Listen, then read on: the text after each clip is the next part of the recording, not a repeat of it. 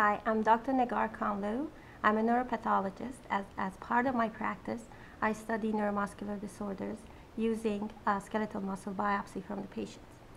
Today we are going to talk about the histology of the normal skeletal muscle and compare the disease muscle to understand how we use different morphology and different activities of the skeletal muscle to understand the disease process and come to the diagnosis for the clinicians in benefit of the patients. We are going to start with a case study, and there's a reason for that. I want you to focus on the story, and you are going to see that by the end of the lecture, you will be able to think about it very differently, and you will be able to come to a diagnosis for this case. This patient is a 3-year-old male with developmental delay and mild cognitive impairment. He also suffers from muscle weakness, and by topography it's proximal, meaning that it's affecting rather the muscles that are closer to the trunk than away from it. When we talk about muscle weakness, we always measure the activity and damage of the skeletal muscle in the blood by the amount of creatine kinase level, and that kind of gives us an idea whether the muscle is actively degenerating and suffering or not. This patient had this serology, or this measurement of the CK, you will hear me use that word a lot, in the blood. And also because of the cognitive problems, he had a brain MRI, and obviously after making sure that the brain was normal, a study of the CSF to make sure there was no abnormal cell or abnormal proteins in the CSF of the patient. These results showed that the CK of the patient was way above normal. As you can see, it was 20,000. It's almost more than 100 times the normal being a reference range of 150 and 300 in our lab. The brain MRI was normal, so that did not give us a clue about the disease process, as well as the CSF, which was negative. The first question would be, what are the indications of a skeletal muscle biopsy? When not to perform muscle biopsies? The indications for some people, they may come as very clear. The reality is that the muscle biopsy is performed when the clinician finds it beneficial to the patient, actually B, the patient agrees to it, and then the muscle biopsy is performed. But if we say that the clinician has decided the muscle biopsy would be beneficial to patient and the patient agrees to it, what category of diseases would benefit from it? Generally, these are the diseases that actually when you do the muscle biopsy, you will have abnormality on the biopsy that would guide you through your diagnostic algorithm. If there is a disease process that by way of injuring the muscle, it basically does not alter its basic architecture, it's going to be very difficult by using muscle biopsy and study of histology to be able to make that diagnosis. So when we are dealing with neurogenic diseases, and that is on the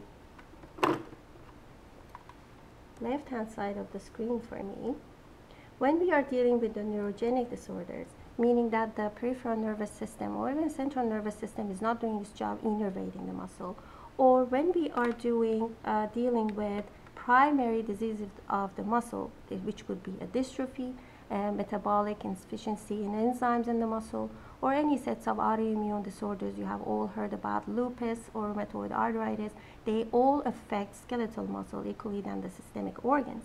So in these cases, we do muscle biopsy, and clinicians, they do muscle biopsy, and we can see abnormalities that would help them to confirm their diagnosis. And one may say, so if the central nervous system or peripheral nervous system is abnormal, why do we do the skeletal muscle biopsy? Well, because it's easier to do the skeletal muscle biopsy than actually do a brain biopsy, for instance. And also sometimes clinicians, they like to do that because if the patient is presenting with a very typical profile, and they kind of through their clinical testing, they cannot really figure out whether the patient is suffering from a purely neurogenic disease or associated with primary muscle disease or primary myopathy. Then they would do the skeletal muscle biopsy to differentiate both. Another category where we do the muscle biopsy are the treatment-related biopsies, or when we are doing biopsy to when you're sure that the patient has, for instance, an enzyme deficiency. So then the clinicians, they want to repeat the biopsy or do the biopsy to make sure the treatment is working, or if they have a clinical diagnosis, they want to do the muscle biopsy to see the state of the muscle and see whether this muscle is severely affected or there is still regenerative potential to it. And then we have on the other side the category where we say no need for muscle biopsy. I put the orange box here with diseases where there are other tests available to make the diagnosis. For instance, genetic testing is available now for a subset of muscular dystrophies. But the reality again is it goes back to what's best for the patient, and that's the clinician's decisions in accordance with patient's wishes. If, of course, there is genetic testing for Duchenne muscular dystrophy, for instance, but we know that clinicians, they still prefer doing the muscle biopsy, again, because they want to know when first they see their patient, the state of the health of the muscle, how far the skeletal muscle has been affected, and also if the, down the line, the patient with a diagnosis of Duchenne or other neuromuscular disease starts to have an atypical presentation, does not respond to any treatment that was relevant at that time, then they have to go back and look at the muscle and see what we were been missing. But then again, there are categories where we really don't need to do skeletal muscle biopsy, because when we do the muscle biopsy, because skeletal muscle biopsy is study of the structure, so when we look at it, if we don't see abnormality, it's not going to be any help to the patient. And also these diseases, this category of diseases, they have very specific, like myasthenia gravis, they have very specific serology and antibodies, circulating antibodies that can make the diagnosis. If we do the muscle biopsy, the muscle will not show anything, even though the muscle is not normal. And the other thing is, for instance, if the patient has thyroid disease or kidney disease, of course the skeletal muscle is affected, because these category of disorders, they kind of affect the ion channels and the circulation of the ions in and out of the muscle fibers. But the reality is it's easier to study those in the circulating blood, for instance, to do hormone levels in the blood for the thyroid, than do a muscle biopsy. And again, the muscle biopsy may not show anything or very non-specific thing. And of course, in the end, it's always, again, goes back to patient choice. A lot of times, the patients may not desire any sort of surgery, whether it's big surgery or small surgery. So now we are going to do a talk about how we do the skeletal muscle biopsy and what is the best way of actually handling it. When we are thinking about doing any biopsy, removing a portion of an organ or a tissue from an in vivo human or animal, the goal is to preserve the integrity of that tissue. So when it gets to the microscope, we would be seeing exactly what is happening in vivo. Basically, it would be a representation and a snapshot of what's happening in the patient. So the preserving the in vitro tissue integrity will be very important. And for that, we need to handle the tissue properly. We need to process it very quickly. We can't really leave it on the counter for the next day. And we have to find appropriate ways of preserving it, so down the line when we are doing different testing, those tests would be actually valid. And this is really goes back many, many years. What we are doing here are the lessons that we have learned from the pioneers of histology in modern neuroscience or modern science and pathology. These were people who only had in the beginning the macroscopic examination available for them, meaning that they were taking the organs, they were looking at them. If you go back to Leonardo da Vinci's drawing of the corpse and the skeletal muscles and the anatomy, that's all they had. But then they realized that they want to observe it in more detail, and for that, because the microscope was invented then, they had to come up with a way of preserving the tissue. They had to come up with a way to fixing it and staining it, or to reveal the activity of the tissue and to reveal the normal components and the abnormal components of it. Here we have an example of one of those scientists, Santiago Ramon y Cajal, one of the father of modern neuroscience. He was a person who did a lot of microscopic examination on the central nervous system, and you can find his drawings online probably. It's amazing how accurate they are just by using simple methods of correct preservation and processing.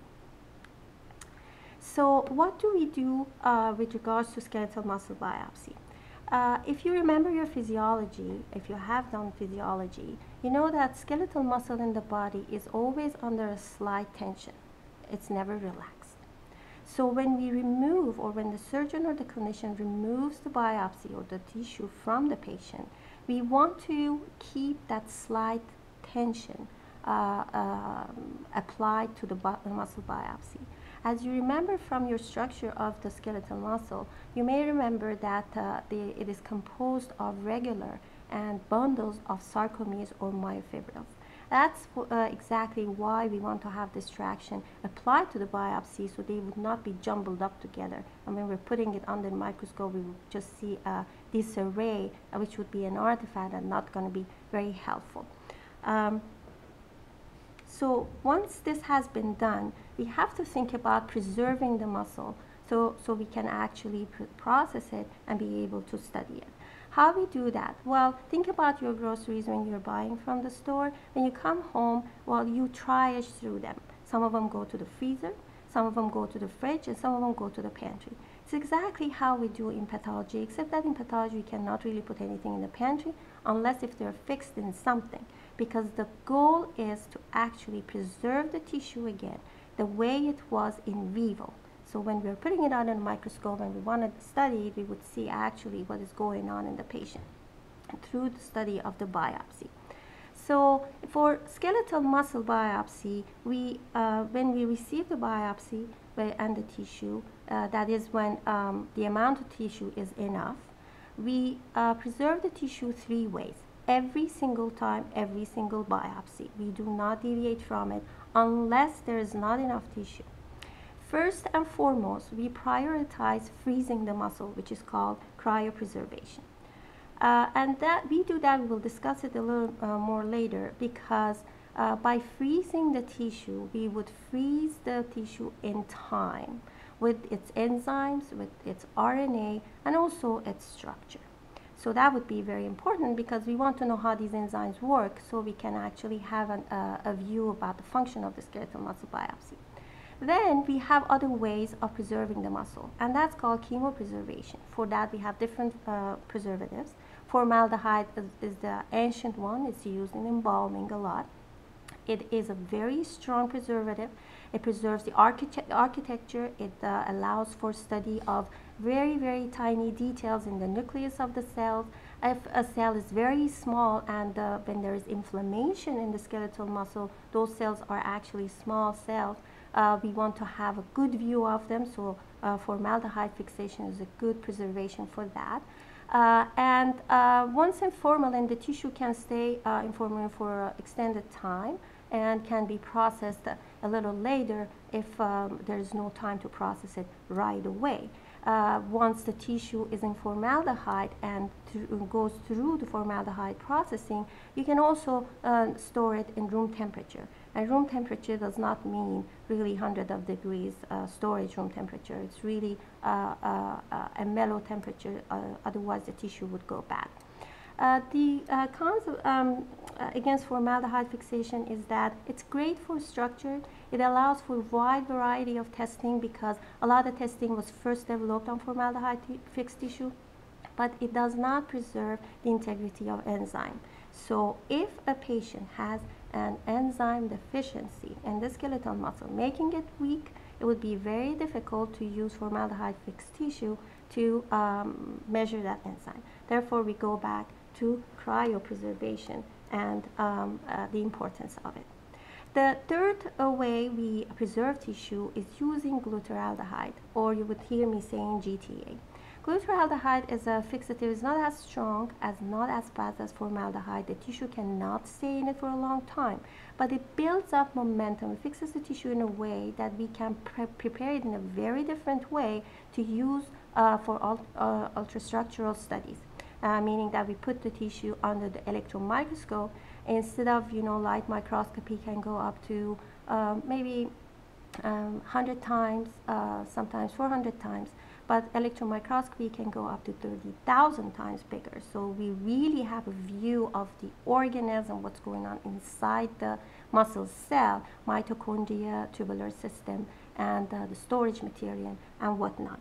The cons about the glutaraldehyde is that unfortunately it does not allow for any other testing. Once preserving glutaraldehyde and processed that way, the only thing we can do with it really is just limited light microscopy and then electron microscopy.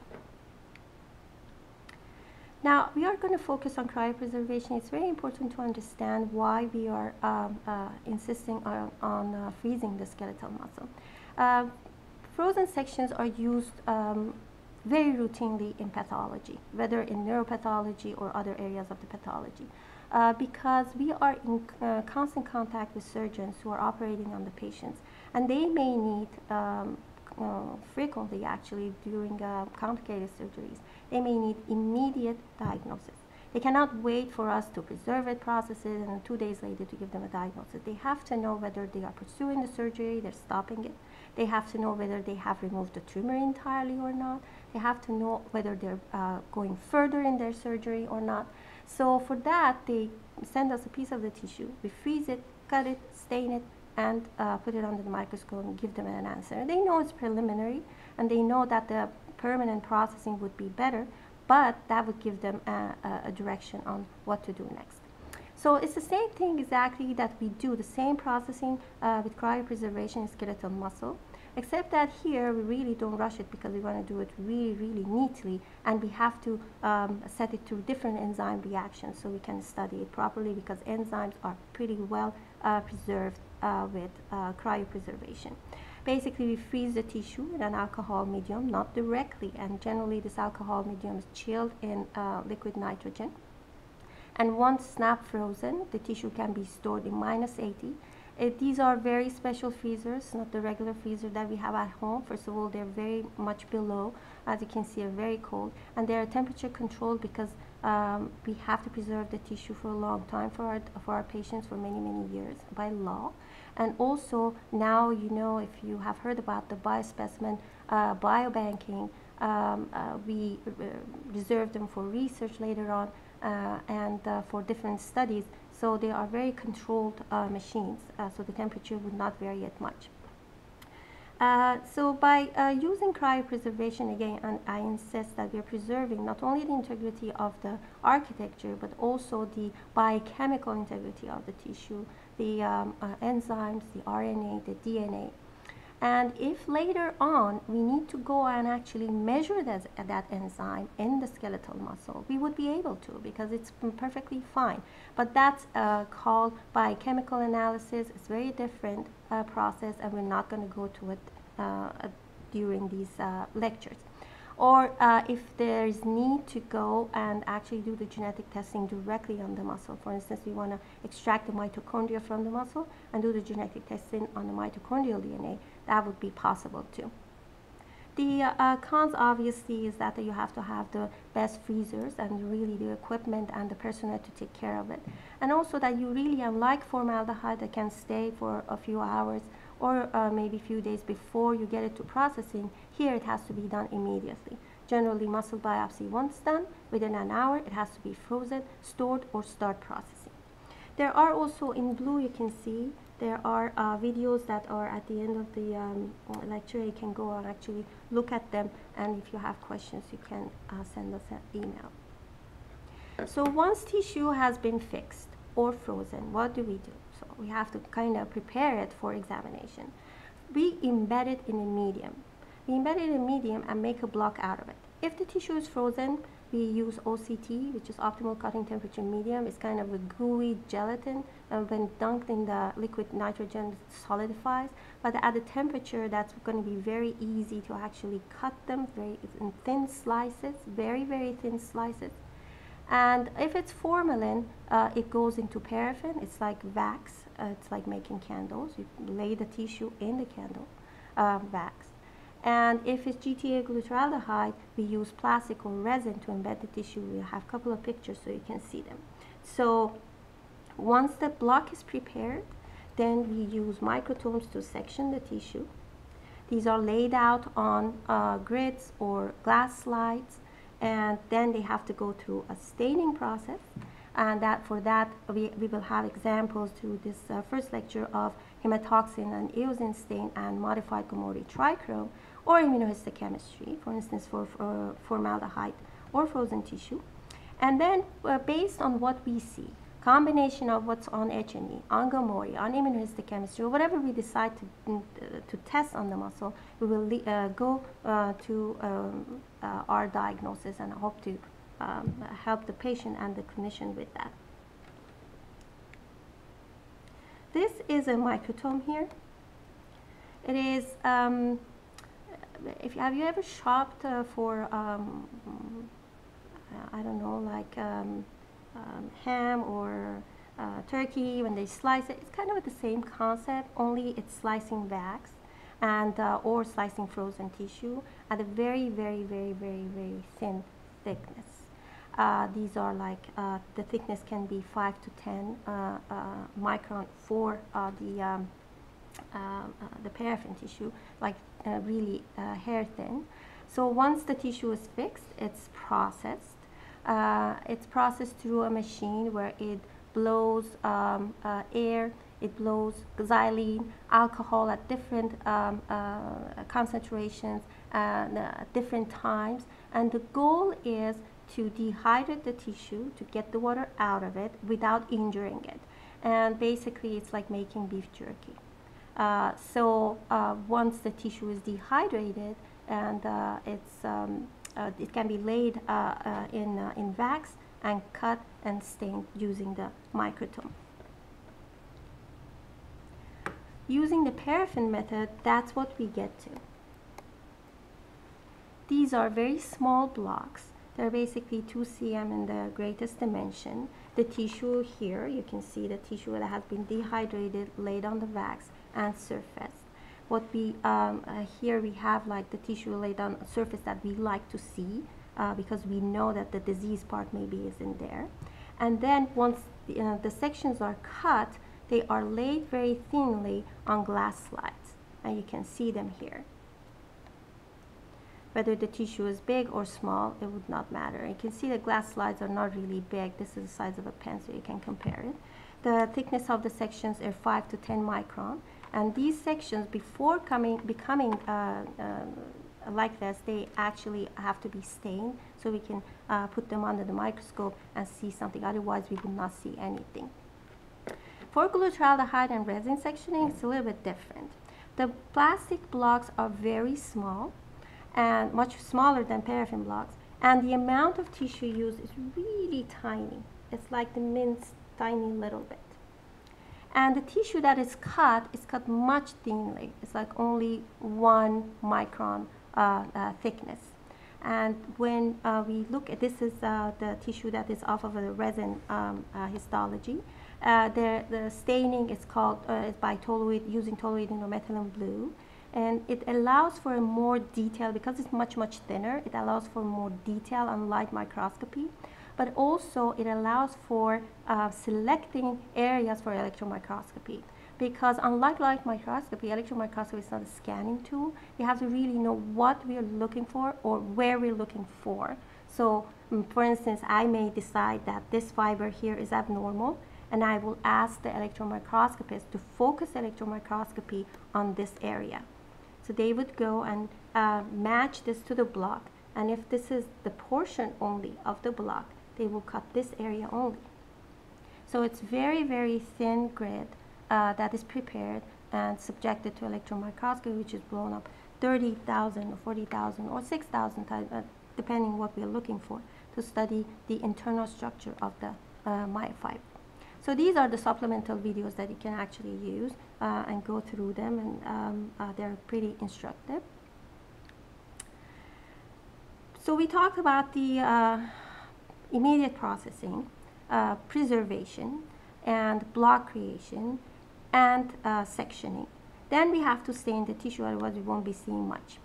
When we are talking about the paraffin embedded tissue, obviously this tissue is basically swimming in wax.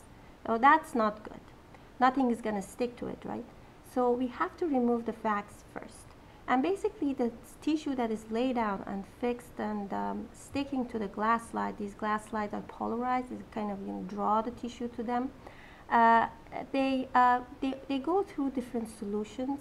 The main goal of these solutions is first of all to rehydrate the tissue, remove the wax, and introduce, remember that by processing it we had removed the water from it to preserve it better. Now we are reintroducing the water into it by using gradient ethanol, meaning that we go from ethanol that is 100% to 95%, then 70%, and gradually we introduce water into the tissue stretches and balloons up and becomes much more closer to what it was when it was in the patient. And then we stain them. The most classic and typical staining in pathology is hematoxin and eosin. Hematoxin generally stains the nuclei, the kind of a cytoskeletal components, and eosin is for the rest. It's basically, you have seen it a lot in the books maybe. If you haven't, you're welcome to go visit the books, and you will see that it's a double color. It's variation of pink and blue. And it's just by looking at different components that are differently colored, we can figure out what we are looking at. Once the tissue goes through hematoxylin staining, dunked in the hematoxylin, then in eosin, then what we're going to do in order to preserve it so it would stay forever and ever, or as long as we want to keep them, is to take the water out of it again. It's always about the water. Water not good for the tissue. So this time, instead of going from 100% alcohol to lower percentages, we go from lower percentages to upper percentages, and finally we end up in xylene, because what we want to do is to replace water by components that are not going to degrade the tissue. So these are the examples of paraffin sections on one side. I think that these are the paraffin sections, and this one would be the cryostat possibly, or paraffin. But the goal is to show you that we can mount the tissue in different ways. Either we can lay it longitudinally, so you would see the myofibers that are longitudinal. These are large cells. Skeletal muscle cells are large cells, very elongated. And if we look at it at a closer look on this one, you can see again these very elongated cells that have nuclei that are on the side. They are multinucleated cells, and the nuclei are on the side. It's very important because we have to have these parameters, normal parameters, when we're looking at disease muscle.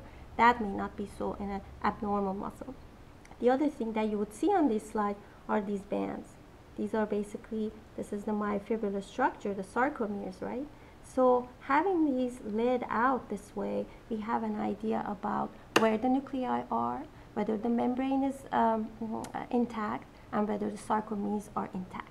Then there's another way of actually looking at the skeletal muscle.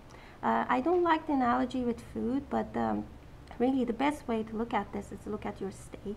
And you would see this honeycombing on your steak. This is the cross section of the muscle.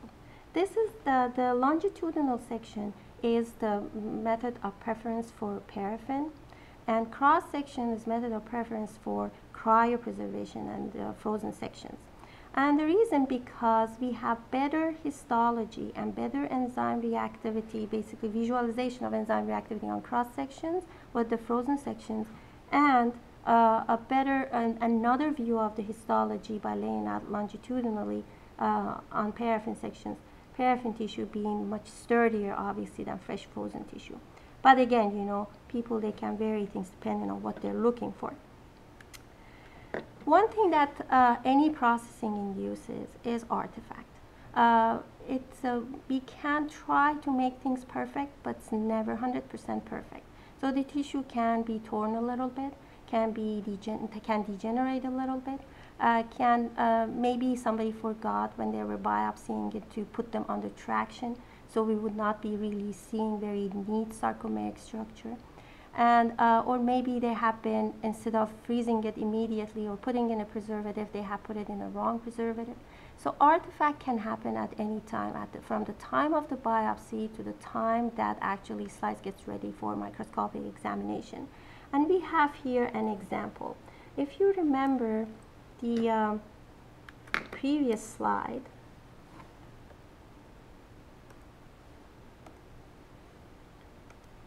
and focus on the sarcomeres, you can see how neatly organized they are parallel. Well, here, if you look at it on these longitudinal fibers, you don't find this parallelism anymore. They're kind of jumbled up together with hollow areas in between. That means that the muscle has not been under the traction and it has been smooshed before being processed and preserved. And it's very dangerous to have this kind of artifact. Of course, the goal of being trained as a pathologist for years and years and years is to be able also to detect artifacts from real.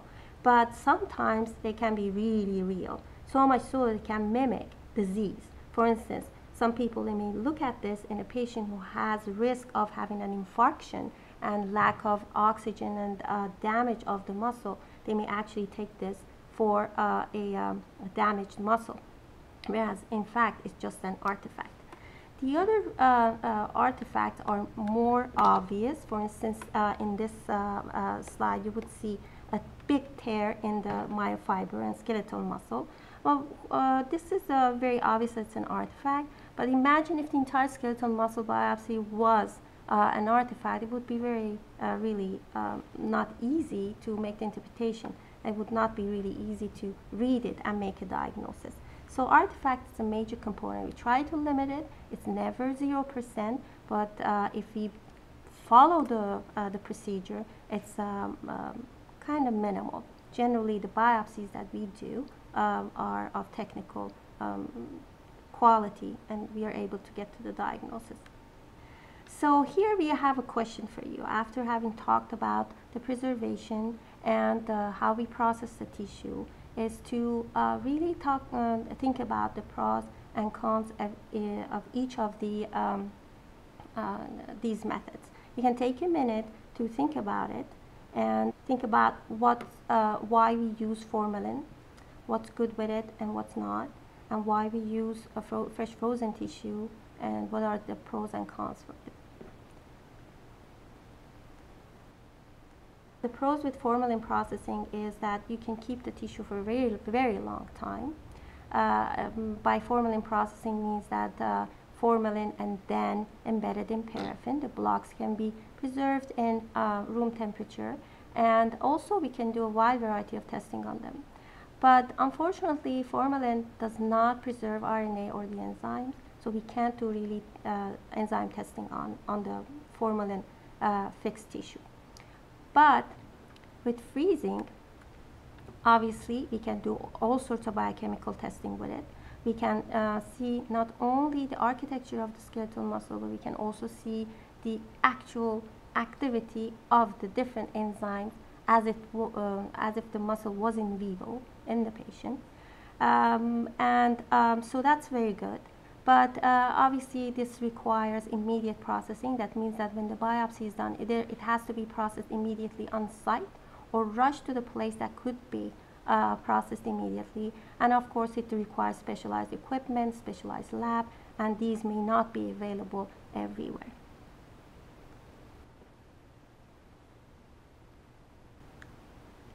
And you can read the answer. And basically the answer is the doctors always have to see what's best for their patient and what's the benefit from the muscle biopsy, whether it benefits the patient or the risk for the patient is high. For instance, if the patient has an associated disorder that does not let the tissue heal well, it bleeds a lot, or is in a really bad condition, they don't want to subject them to yet another semi-invasive testing, then they would not do it, especially if they have an idea what the patient may have, even if the muscle biopsy could have a beautiful pathology on it. I mean, really straightforward pathology and a straightforward answer. So it's always in combination of things: patient's state of health, patient's wishes, and what it brings to the clinical outcome of the patient. And also, you know, it's true that muscle biopsies nowadays are not very invasive. They can be done at office setting, they can be done at outpatient setting. There are small incisions. Generally, they don't require, unless we're talking about kids or patients who cannot really tolerate being laying down for an hour or two. They don't require general anesthesia. But still, if it's wrongfully done, it has medical legal implications. So all in all, it's an important decision to make. It's a great tool for the pathologist and for the clinicians to get to the result and to the bottom of what the patient may have. But again, they have to assess what's best for the patient. Does it benefit him, or it has more risk for it? So when we get, we kind of going back to the staining process and study of the skeletal muscle. Now we're going to get into histology a little bit. I'm going to show you in a little bit a list of reactions that we subject the tissue to. So we can have different views of the muscle, whether the muscle is regenerating, degenerating, whether there's scar tissue in it, whether different components are in the right place with the right amount and right number. Why we do all these? Because first of all, just by doing the classical and typical studies, we would get the most common things straightened out. And then by doing some more complicated and some more sophisticated testing, we would not miss the most rare things. And also, we will also see whether there's an associated abnormality with the primary process. What I say usually to my students, I'm like Lady Zelda. Skeletal muscle biopsy is an amazing tissue because it reflects really a state of the health of the patient. If the patient is overweight, is drinking too much alcohol, has a problem with cholesterol, is taking some medicated drugs or illicit drugs, if the patient is not working out or working out too much, all it's reflected in skeletal muscle. So by looking at it, you can really tell a lot of things about the patient. That may not be really the primary process. So one of the things we do when we look at the skeletal muscle biopsy through the many stains that we may subject the tissue to is not only to tell the clinician your patient is suffering from this very primary and aggressive or non-aggressive disorder, but also in the background the patient have another disorder that's affecting the muscle that maybe that's why the patient is not really much more weak or really not healthy, as opposed to the person who has the disease but not this pathologic background. In our laboratory, when skeletal muscle biopsy is received, we tend to study first and foremost the morphology, of course, by using hematoxylin and eosin, or H&E, you would hear me call it, and modified Gomori trichrome. That is, Mr. Gomori modified the trichrome to make it nice for the skeletal muscle. And each of them, they're going to give us a little bit of information about how the muscle structure is. And then there are other staining that we do, that we will talk about it very briefly, to basically see if the muscle has the normal components, normal organelles, whether they're functioning properly, whether the innervation of the skeletal muscle is normal, and whether there is a turnover more so than the normal muscle in the biopsy that we're looking at, whether there's more fat, more glycogen, and explain why, and help the clinicians with the questions that they may have. For now, we're going to focus on hematoxin, eosin, and gamorrhea and the morphology of the skeletal muscle. This is the skeletal muscle biopsy on fresh frozen tissue and laid on cross-section and stained with hematoxin and eosin. What we see here are basically bundles of skeletal muscle cells that are kind of tightly joined together. These are called fascicles. So basically, any skeletal muscle, striated skeletal muscle, is composed of fascicles that each then are composed of myofibers or individual skeletal muscle cells. We're back to kindergarten here, coloring this. And if you contour the individual cells, you can see that they have a polygonal shape. They're very, very tightly joined together within the fascicles. There's no space really between them, very little, with a little bit of vessel here. And they have multiple nuclei, as we said. And the nuclei are always on the side. Peripherally located nuclei always on the side. When looking at the cross-section, we can actually follow the membrane of the skeletal muscle fiber, which is intact. There is no indentation in it, there is no vacuole in it, there is no hole in it. We can see the integrity of the sarcoplasm or cytoplasm of the myofiber. And we can see that really the space between the myofibers and the space between the fascicles are really scant. Now these spaces have a name because it's easier to refer to them as with a name rather than just saying space between myofibers and space between fascicles.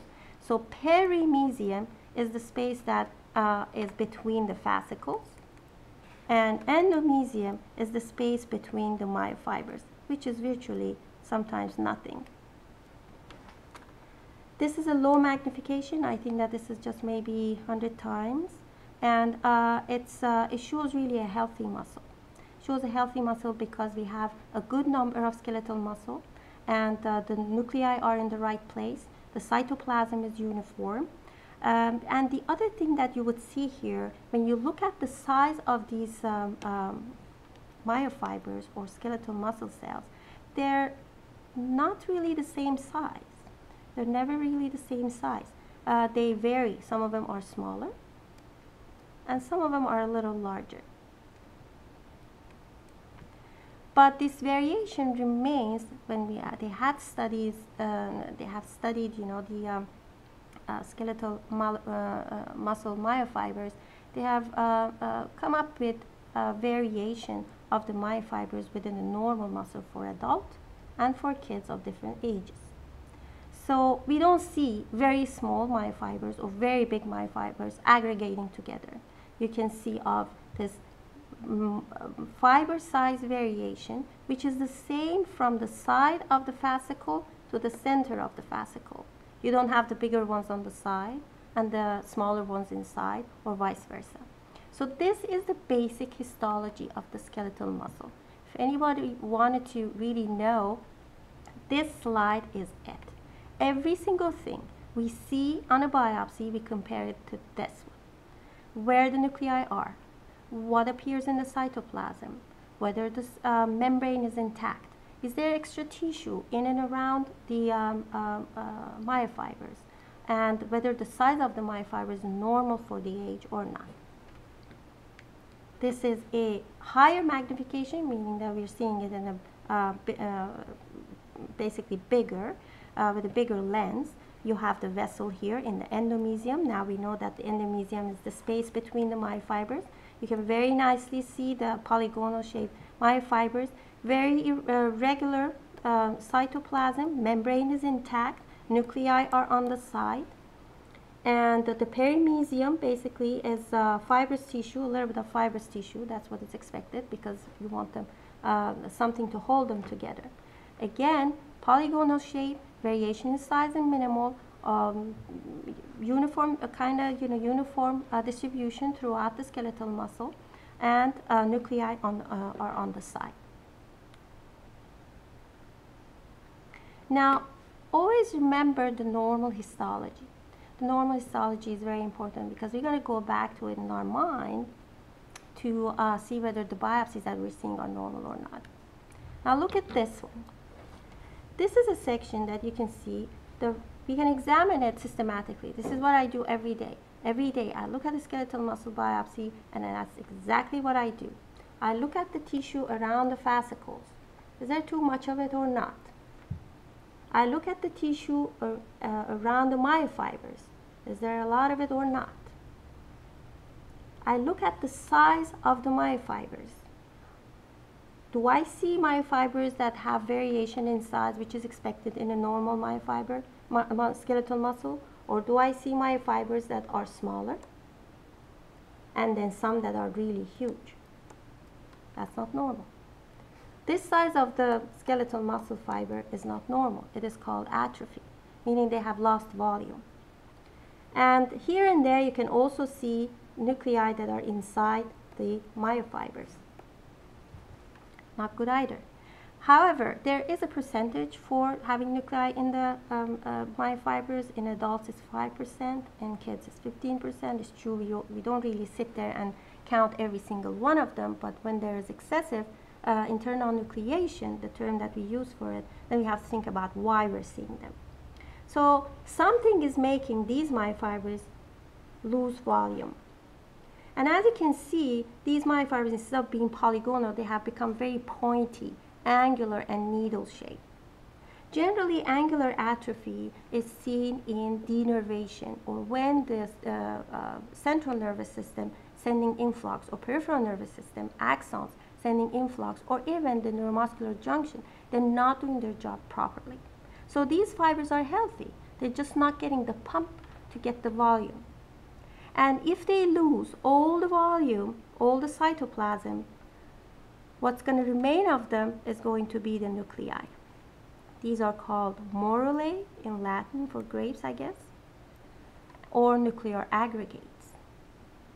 Combination of angular atrophy. In a perfect world where there's only one disease affecting the skeletal muscle, combination of angular atrophy and nuclear clumps, extremely atrophic fibers, is sign of a denervation. This patient, somewhere in his nervous system, is not sending the right amount of influx to the skeletal muscle. It could be a patient with diabetes with injured nerves. It could be a patient with ALS, which motor neurons are basically degenerated. So at any rate, a denervation is happening in the skeletal muscle. Now you may say, why do we see these nuclear clumps like that? Well, if we do the electron microscopy here, this is really probably blown up. Maybe this myofiber is blown up, I think 10,000 times, maybe. You would see these are the nuclei, the multiple nuclei of the skeletal muscle, that are surrounded by very, very scant cytoplasm. There's nothing that basically provides for the cytoplasm. So these are nuclear clumps that are due again to denervation. And you would see it, if we did the electron microscopy, generally we don't do electron microscopy on denervation necessarily, but if we did, this is what we would see, just a clump of nuclei and with very little cytoplasm around it. So again, compared to normal skeletal muscle, angular atrophy and nuclear clumps, that gives an idea about, okay, this patient has denervating or neurogenic process. Now, how about these muscle biopsies? These are from a site that had very neat pictures. I have to try to put my own pictures in these talks, but sometimes some pictures that were in the references that I cite throughout the talk or at the end of the talk were much prettier, so I wanted you to have good examples of them. So here we have another set of cross-section of skeletal muscle biopsy. If we look at this one, for instance, if we again systematically look at the perimysium or tissue around the fascicles, there seems to be that there's a lot of it. And so much so that you don't really know where the fascicle starts and ends. If you look at the endomysium, again, it's pretty much expanded. And it's replaced by this pinkish, very dense material, which is scar tissue. If you look at the size of the myofibers, here you have a huge one, and here you have a very small one. Not normal. This variation in size is not normal. Again, you see internal nucleation. And here it's probably the side nucleus.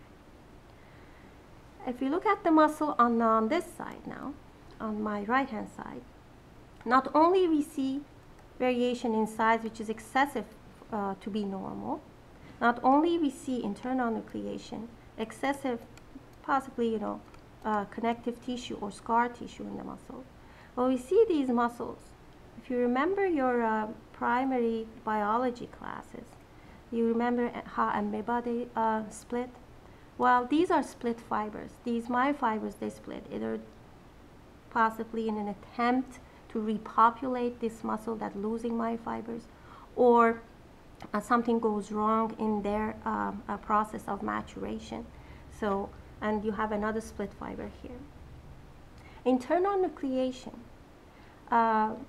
excessive fiber size variation with fiber atrophy and hypertrophy, and split fibers, and especially when we have scar tissue, which shows that this has been going on for some time, are generally signs of a primary muscle disease or myopathy. Angular atrophy and Muslce, sign of neurogenic.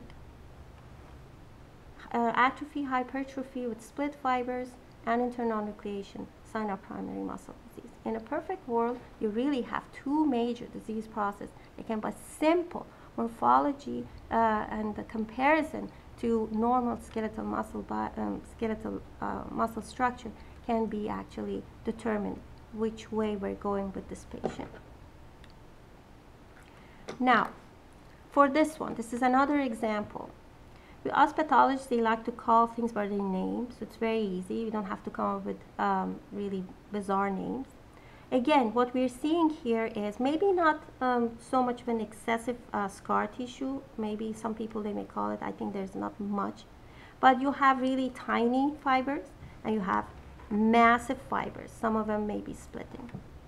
But what comes to mind and to notice is here that we have many fibers with internal nucleation. Some of them, they have just one nucleus.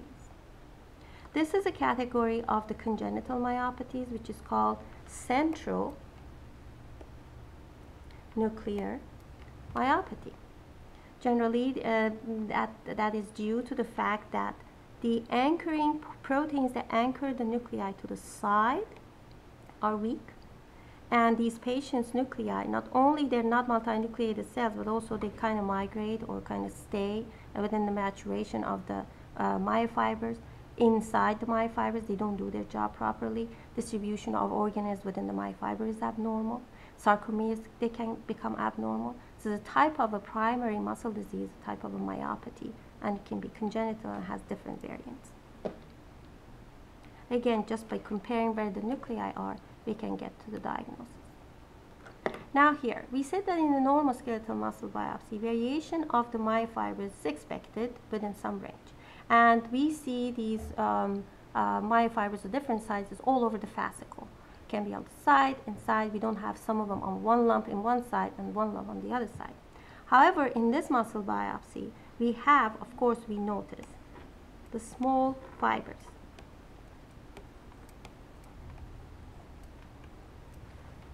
But they seem to be rather on the side of the fascicle, whereas the normal myofibers are inside. This is called perivesicular atrophy, and it's a hallmark and inflammatory disease, which is dermatomyositis. Dermatomyositis can affect the systemic organs, as patients can actually present with very specific rash, and also can affect the skeletal muscle. And these patients, they would have high CK, these myofibers are dying, and they release their enzymes in the blood, and they would be also very weak and not very healthy. Another way of looking at the morphology is Gomori trichrome, or modified Gomori trichrome. You may say, why do we do that again since we saw everything on H&E? Because we did see some abnormalities, but if there is anything in the cytoplasm that is not showing up with the eosin, then we would be missing it. This Gomori trichrome has been modified so it would catch those abnormalities within the cytoplasm. And also, by nature, trichrome highlights the scar tissue, so we would see the severity of the scar tissue in the skeletal muscle. And that means what? If there is scar tissue, that means that the process has been going on for a very long time. This is a normal Gomori, and it's our green stain. I love the colors on skeletal muscle. This is our green stain. The nuclei are purple. Cytoplasm is kind of greenish and very uniform. This is a muscle in which, because the process was going on, the disease was going on for a long time, there has been tremendous scar tissue. But what that means is that when the myofiber dies, at some point the muscle loses its regenerative potential, and what replaces it is scar tissue and the fibrous tissue. So here we have excessive fibrous tissue in the perimysium around the fascicles and also around the individual myofibers. But also we can see that there are a lot more purple compared to the normal one that we see. These are actually inflammatory cells called histiocytes. They can be really the heralding for regeneration in some categories, or they can be the cleanup crew. So what shows here is that there is still turnover in the skeletal muscle. And what shows here also is that you have myofibers. If you compare, for instance, this one with a more normal looking one here, you will see that the cytoplasm of this one is very regular, whereas this one is falling apart. So we have an idea about the turnover of the muscle and how much information is in there for the cleanup or for regeneration possibly. Another way of using Gomori trichrome is highlight the organelles at the histologic light microscopy level, because obviously it's very difficult to see the mitochondria on light microscopy. For that we need electron microscopy. But when the mitochondria or any kind of organelles are abnormal in the skeletal muscle, on hematoxin and eosin, we would have features such as this one. If you compare these fibers to the more normal fibers, you would see the irregularity in the cytoplasm or sarcoplasm. These are basically cracked marble-looking fibers, or like the desert sole, and they are referred to as ragged red fibers. Why red? Because somehow, even though it turns out to be purple on the Gomori, they turn out to be a kind of a purplish red on the modified Gomori trichrome. And that kind of designates the fact that these abnormalities are related to the organelles, to mitochondria, whether tubular system or whatnot.